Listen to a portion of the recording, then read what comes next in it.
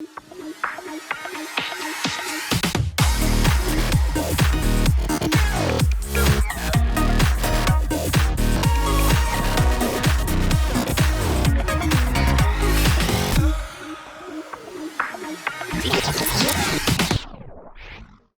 was the store? What's the square footage like? Was it in good shape, bad shape? Was it a zombie mat? Was it turnkey, beautiful? Can you describe that for us? It needed a facelift. Okay. The building was built in the 60s. So it's about a 1,800 square foot laundromat. Okay. That if you imagine that when we have all of the setbacks from the machines, it's a shotgun store. Right. So they built the building, and then at one point they added about another half. So I almost have like two laundromats, and the bathroom kind of splits them in the middle. So I got machines in the back, machines in the front, so that's how the store was. Just to give our audio listeners on the podcast a visual, this is a narrow store. That's what you mean by shotgun. Mm-hmm. So it has washers on one side, dryers on one side. And you're saying, is this a standalone building, like a small standalone building? And did you say you did purchase the building when you purchased the business, which was your real estate you were referring to? But exactly. you saw that had a lot of potential to turn into something more.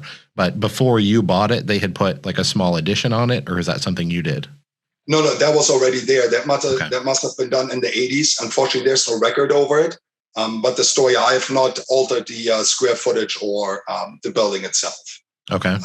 It was good equipment. It was a Dexter store. Mainly still is a Dexter store. Most of the equipment I still have that when I bought it, the guy had it for 40 plus years. So he was the second owner of the store. No technology, no cameras in the place, no nothing. So I tried to bring it with the first, budget that I had.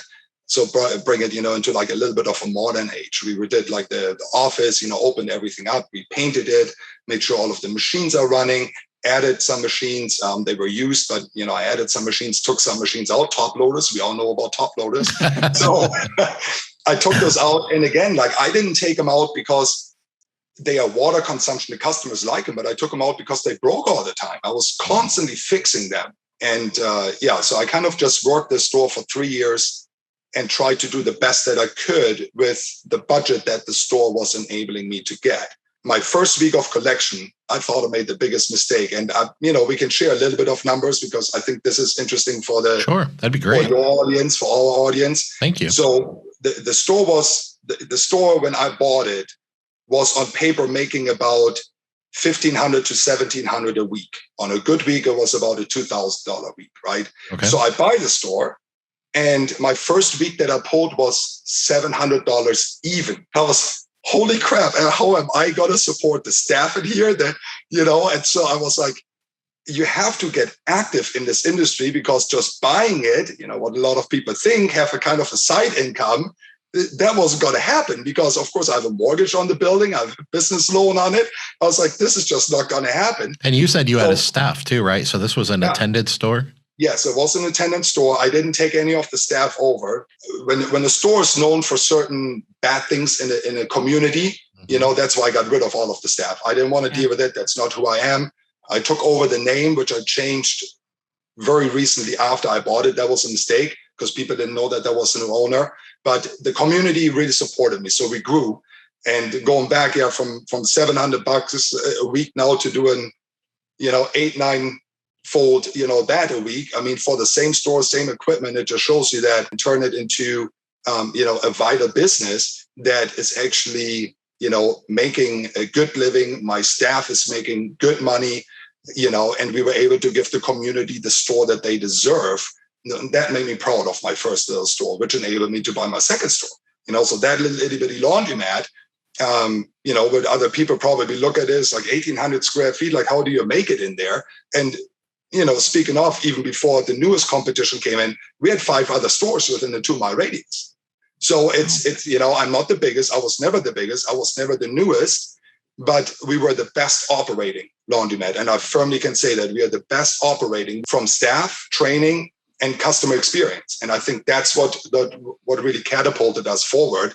And I know that's what you do in your stores as well, despite your new mega project that you have going on, giving the stores that you had before that, they were also just regular laundromats. They're not like a flagship store of any kind, but you can succeed in being diligent and adamant about how you operate the business. What can you do for the customer? And the customer will pay you back. They are very happy and appreciative if you do something for them. I think that is in any business, in any community like that. Doesn't matter where you are on this planet. Do something for the community and they will appreciate it. It's just that simple. A lot of people don't understand that. Yeah, that's a great point. It sounds like you took over a good asset and turned it into a great asset with a lot of sweat equity, which is sound familiar, Carla? Been there. That's definitely what we've done, and that's what we try to do with the podcast and my book and everything else, is just letting people know, whether you're in the industry or new to the industry, that the opportunities are everywhere in this industry. All you got to do is open your eyes and look for those. So you mentioned a few things that are kind of, I think, key to being successful in the industry, and one of them is serving the community. Is that something you figured out as a good business strategy along the way, or is that something where you were just like, this is who I am and this is what I'm going to do, and then all of a sudden you realized, hey, this is a pretty good business strategy too? What was your thought process with that? I believe the second, what you mentioned, is true for me. I never paid so much attention, and it really came back from the customers, what the feedback we get. Like, I'm a firm believer in getting feedback from customers. So we have monthly, bi-monthly, quarterly. I hand out papers, as many as I can. And, 95% of the customers will give you their opinion. And I actually read these surveys that I want for my customers. And it dawned on me the reason why we grew fast. I mean, I was, about 12 to 18 months, we almost quadrupled in income every week. Wow. So that was, I believe, because the way we operate. I put good staff in place. Yes, we have staff turnover. I put good staff in place. And for me, it was always about customer service. Also, the reason was because I couldn't afford brand new machines at that time. So what other avenue is there that can make a business succeed? Because it's the community. And I think that is going back to our start of this podcast, when I said, what am I missing in America? It's like that you are transparent, that you are friendly, and people can pierce my veil. Like, I'm open to them. Of course, I'm not going to tell them a hardship anymore after they say how you do it. I learned that. I learned that lesson very early on. But I genuinely have conversations with them. I stop. I'm not an absent owner. If something is bad, I fix it. Have I probably pissed off customers? Absolutely, because I stood my ground, but I also have helped them. I'm there at 2:00 in the morning. I wake my daughter up at 3:30 in the morning when we have a flood, and I go there and I fix my asset, because that is what is feeding my family. And I made that very clear to the community that we are part of it. I was the first laundromat that has ever participated in our community cleanup day. The town of Griffith has a cleanup day. I gave free washes away. We gave them water, we gave them snacks. So we kind of like try to integrate ourselves. I think that is a key factor with any business, not only a laundromat. You got to integrate yourself, because again, I cannot compete with brand new facility. It's by default. You cannot compete with that.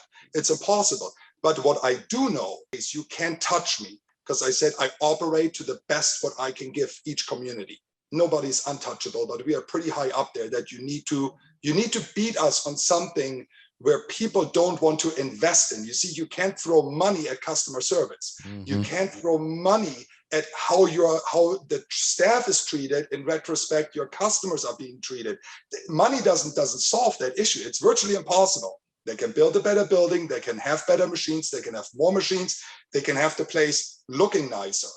That I cannot compete with that, because I'm a one-man show. Like, I don't have deep pockets from a rich dad or something like that. It's just I don't have it. But you can't touch me on customer service. So when this 8,000 square foot store came in, they weren't able to touch you, is what you're saying. And yes, of course, they're going to hit you a little bit. But as a general rule, you would, a lot of people would panic and expect to be down, 200, 300, 400% in some cases. But you're saying you didn't go back to the numbers you were prior, because you were focused on service. You weren't focused on facilities. But my point is that the day is rapidly approaching where you're going to be able to do both. And trust me, there was a day where we had to do what you did in the beginning too. And you focus on service and you build a company, but eventually you also build that wealth. You build that reputation, you build that ability to borrow and leverage a little bit more. Your education is improving every day because you're always pushing the envelope and trying to learn from top operators in the industry. And I don't want to say it's just one day it happens, but it's a process that you go through. And all of a sudden now you have the higher end facilities in the industry, but guess what? You have to match that is something that's much more important. But I think this is a master class in customer service.